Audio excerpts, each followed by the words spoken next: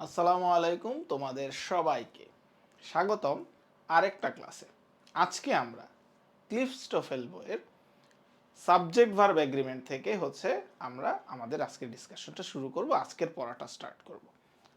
Last ক্লাসে আমরা tense পর্যন্ত পড়েছিলাম, টেন্সটা কভার করেছিলাম এবং সেইখানে আমরা দেখেছিলাম যে আসলে কোন কোন টেন্সগুলো আমাদের জন্য গুরুত্বপূর্ণ। মূলত তোমাদের অ্যাডমিশন টেস্টে বা তোমাদের যে কোনো কম্পিটিটিভ এক্সামে কিন্তু প্রেজেন্ট পাস্ট এই দুইটা টেন্সই ইম্পর্টেন্ট এবং এই প্রেজেন্ট পাস্ট টেন্স দিয়ে কিন্তু তুমি আসলে মূলত সকল ধরনের টেন্সের সেন্টেন্সটা শেষ করতে পারবা বা শেষ হয়ে যাবে। তাই আজকে আমরা যেখানে আমরা শেষ করেছি ক্লিফস টোফেলের, সেখান থেকে আমরা শুরু করব এবং তোমাদেরকে বলে দিচ্ছি এই সাবজেক্ট ভার্ব এগ্রিমেন্ট কিন্তু তোমাদের অ্যাডমিশন প্রিপারেশনের জন্য অনেক অনেক বেশি গুরুত্বপূর্ণ। এই সাবজেক্ট ভার্ব এগ্রিমেন্টটা তুমি যদি বুঝে যাও তাহলে তোমার কিন্তু আসলে ইংলিশের অনেক কিছুই প্রায় শেষ হয়ে যাবে এবং তোমাদের পরীক্ষায় এই সাবজেক্ট ভার্ব এগ্রিমেন্টটা থেকে কিন্তু প্রায় কোশ্চেন এসে থাকে। তো চলো শুরু করি আজকের ডিসকাশন। মূলত এই সাবজেক্ট ভার্ব এগ্রিমেন্টটা পড়ার আগে আমাদের বুঝতে হবে যে আসলে সাবজেক্ট ভার্ব এগ্রিমেন্টটা কি। মূলত এই সাবজেক্ট ভার্ব এগ্রিমেন্টটা বোঝাতে যাচ্ছে, সাবজেক্ট ভার্ব এগ্রিমেন্টটা বলতে যাচ্ছে যে তুমি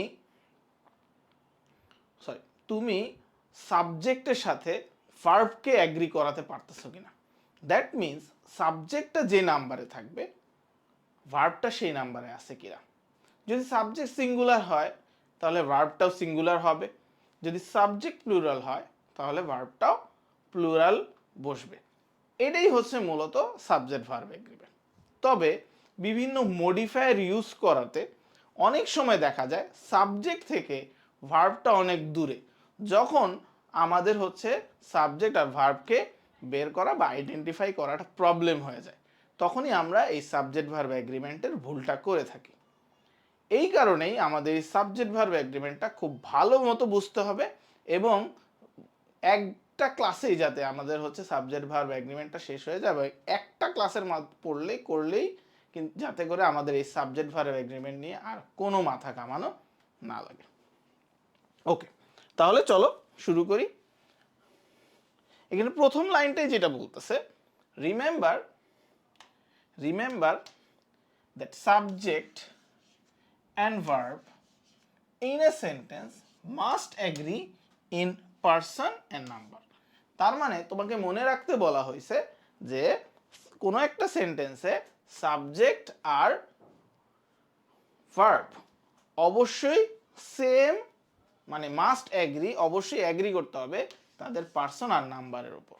সে ফর এক্সাম্পল এখানে বলতেছে দ্য এলিভেটর, তাহলে এলিভেটর সিঙ্গুলারে আছে, ওয়ার্কস এটাও সিঙ্গুলারই থাকবে, মানে ভার্বটাও সিঙ্গুলারে থাকবে। এভাবেই এদের মধ্যে কি হবে, এগ্রিমেন্ট হবে, এদের মধ্যে চুক্তি হবে যে না এরা সেম নাম্বারে থাকবে, সেম পার্সনে থাকবে।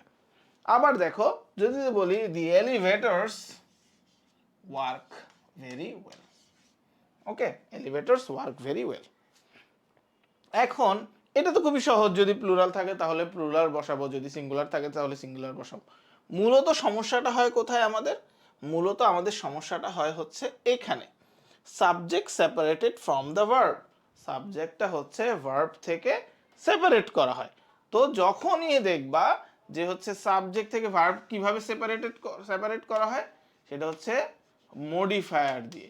এখন going back to the first class, আমরা ফার্স্ট ক্লাসে একটা সেন্টেন্স স্ট্রাকচার দেখেছিলাম এবং সেই সেন্টেন্স স্ট্রাকচারে দেখেছিলাম যে সাবজেক্ট কোথায় বসে, ভার্ব কোথায় বসে, অবজেক্ট কোথায় বসে, মডিফায়ার কোথায় বসে, এগুলো সব দেখেছিলাম। সো আমরা যাকে মডিফাই করব তাকে কিন্তু তার পাশেই বসাবো। ওকে, রাইট। সো এখানে খেয়াল করো, the boys in the room, the boys in the room, তাহলে the boys in the room, এই ইন দ্য রুম একটা প্রিপোজিশনাল ফ্রেজ, যেটা এই বয়েজকে মডিফাই করতেছে, এই সাবজেক্টটাকে মডিফাই করতেছে, কিন্তু এই বয়েজটা প্লুরাল ফর্মে আছে, এটার ভার্ব আর, এইখানে আর প্লুরাল। তাহলে এই মডিফায়ারটা কিন্তু আমার কোনোই কাজে আসতেছে না। আমার সাবজেক্ট ভার্ব এগ্রিমেন্ট, সাবজেক্ট থেকে ভার্বটা সেপারেটেড হলেও আমার কিন্তু সাবজেক্ট ভার্ব এগ্রিমেন্ট ঠিক থাকতে হবে। আরও কিছু এক্সাম্পল দেখি চলো। তাহলে আমরা কিভাবে সাবজেক্ট থেকে ভার্বকে সেপারেট করি সেটা একটু দেখো। এখানে হচ্ছে স্ট্রাকচার দেয়া আছে। সাবজেক্ট থেকে ভার্বকে আমরা কিভাবে সেপারেট করি। Very often if the subject and verb are separated they will be separated by a prepositional phrase, যেটা আমরা দেখলাম। আর একটা প্রিপোজিশনাল ফ্রেজ কিভাবে হয়, কিভাবে থাকে, একটা প্রিপোজিশনাল ফ্রেজ অবশ্যই প্রিপোজিশন দিয়ে শুরু হবে এবং একটা নাউন দিয়ে শেষ হবে, তাহলেই আমরা বুঝবো। যেমন এভাবে থাকতে পারে, সাবজেক্ট, তারপরে প্রিপোজিশনাল ফ্রেজ, তারপরে হচ্ছে ভার্ব। খেয়াল করে দেখো, the prepositional phrase has no effect on the verb. The prepositional phrase has no effect on the verb. তাহলে এইখানে সাবজেক্ট আর ভার্বের মাঝখানে যদি প্রিপোজিশনাল ফ্রেজ থাকে তাহলে সেটা কোনোটাকেই ইফেক্ট করবে না। খেয়াল করে দেখো, the study of languages, the study of languages, এই অফ ল্যাঙ্গুয়েজেস এটা হচ্ছে একটা প্রিপোজিশনাল ফ্রেজ। এই প্রিপোজিশনাল ফ্রেজ সাবজেক্ট আর ভার্বকে কোনোভাবেই হচ্ছে ইনফ্লুয়েন্স করতে পারবে না। এই দ্য স্টাডি হচ্ছে একটা সিঙ্গুলার সাবজেক্ট, এই ইজ এটা হচ্ছে একটা সিঙ্গুলার ভার্ব, এভাবেই বসবে। তাহলে সেন্টেন্সটা হবে the study of languages is very interesting, এইভাবে। দেন আসো আরো কয়েকটা এক্সাম্পল দেখি। দি সেভারাল থিওরিজ, এইখানে দেখো সাবজেক্টটা কি প্লুরাল সাবজেক্টটা হচ্ছে plural subject on this subject. Several theories on this subject. এখন এই অন দিস সাবজেক্ট এটা হচ্ছে একটা প্রিপোজিশনাল ফ্রেজ। কিভাবে বুঝবো এটা একটা প্রিপোজিশনাল ফ্রেজ? কারণ এটা হচ্ছে প্রিপোজিশন দিয়ে শুরু হয়েছে এবং একটা নাউন দিয়ে শেষ হয়েছে। যেহেতু এটা প্রিপোজিশনাল ফ্রেজ, এটা হচ্ছে ভার্বের উপর কোনো ইফেক্ট আসবে না। সাবজেক্টটা হচ্ছে প্লুরাল সাবজেক্ট, তাহলে ভার্বটা হবে plural verb. Several theories on this subject have been proposed, অনেকে এটাকে হ্যাজ বিন প্রপোজ লিখে ফেলে। ওকে, আরো কিছু এক্সাম্পল দেখো। The view of this disciplines, তাহলে দ্য ভিউ এটা হচ্ছে চিন্তাধারা, ঠিক আছে। চিন্তাধারা এটা হচ্ছে একটা কি আনকাউন্টেবল নাউন, রাইট, অথবা অ্যাবস্ট্রাক্ট নাউন। তাহলে singular subject of this disciplines, তাহলে এই ডিসিপ্লিনসগুলো, তাহলে সিঙ্গুলার সাবজেক্ট, এটা হচ্ছে প্রিপোজিশনাল ফ্রেজ। এখানে কি হবে, ভ্যারিজ, সিঙ্গুলার ভার্ব বসবে from time to time. The danger of forest fires, তাহলে the danger singular subject is the, মূলত এটাকে যদি আমরা বাদ দিয়ে চিন্তা করি আমরা এভাবে দিব, the danger is not to be taken lightly. এর মাঝখানে এই প্রিপোজিশনাল ফ্রেজ দিয়ে আমরা হচ্ছে ডেঞ্জারটাকে মডিফাই করতেছি। আবার দেখো দ্য ইফেক্টস অফ, তাহলে the effects of that crime, তাহলে এটা হচ্ছে, এটা বাদ দিয়ে চিন্তা করব, the effects of that crime আর, কারণ ইফেক্টস হচ্ছে একটা প্লুরাল সাবজেক্ট, তাহলে বসবে হচ্ছে plural verb likely to be devastating. The fear of rape, তাহলে দেখো দ্য ফিয়ার এটা হচ্ছে subject, the fear of rape and robbery has caused, has কেন বসলো, কারণ ফিয়ার এটা হচ্ছে একটা singular subject, has caused many people to flee the cities. Okay, আরো একটা নিয়ম খেয়াল করো, the following expressions also have no effect on the verb. মানে এই জিনিসগুলো, এই ফ্রেজগুলো যদি হচ্ছে সাবজেক্ট আর ভার্বের মাঝখানে চলে আসে তখন এগুলার কোনো ইফেক্ট ভার্বের উপর পড়বে না। কি কি আছে, together with, along with, as well as, accompanied by,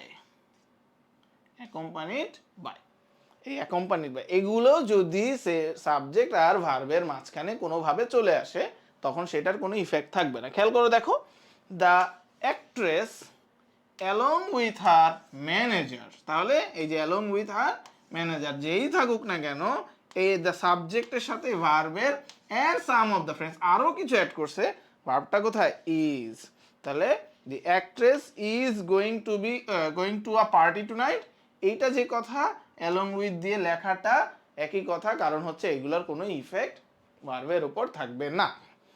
আরো এভাবে তুমি সেন্টেন্স মেক করতে পারো, অনেক এইভাবে তুমি সেন্টেন্স মেক করতে পারো যে Robins accompanied by his wife and children. অনেকগুলো মানুষকে বলতেছে অ্যাকম্পানিড বাই, সো যেহেতু অ্যাকম্পানিড